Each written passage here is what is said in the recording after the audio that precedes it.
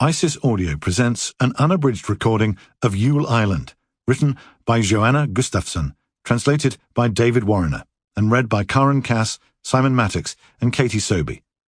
The moral right of the author has been asserted. This performance is owned by Isis Audio. Chapter 1. Karl. 29th of December, 2012. This morning, I opened my eyes to the nape of my wife's neck and a tangle of strands. My nose fumbled its way to the heart of the messy matter. I parted her curls with my breath to find her skin, and with just the tips of my lips, I kissed her, again and again, until she quivered. I paused to savour the morning lushness of her mouth, that dewy sound it makes. Then I started all over again. An hour and 20 minutes later, I'm here on the island of Storholmen, on the other side of the bay. A majestic evergreen towers proudly in front of me, sprinkled with frost like something out of a Christmas story. The nape of the neck I'm looking at now hangs from the branches.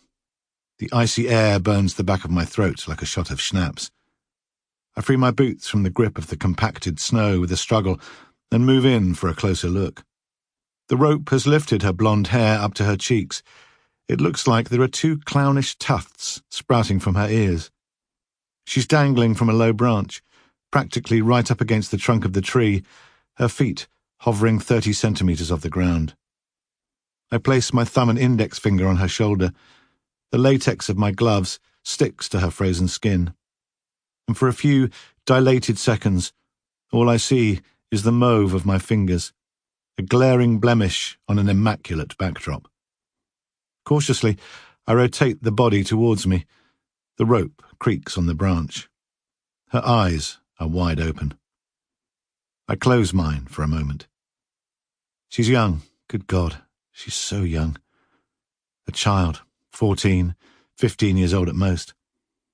Under the tangle of hair and the rope, there's a leather cord. Attached to it, like an oversized pendant, is a pair of open scissors. One of the tips has nicked her bare breast, the one on the same side as her heart.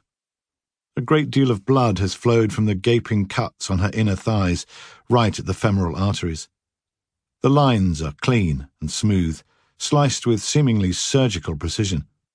I crouch down to look at her feet. What I had mistaken earlier for a twig caught between her toes is in fact a black thread, binding her big toes together in a symbol of infinity that twists and turns as the body sways in the wind. They have to cut her down now. They have to stop. Sample complete. Ready to continue?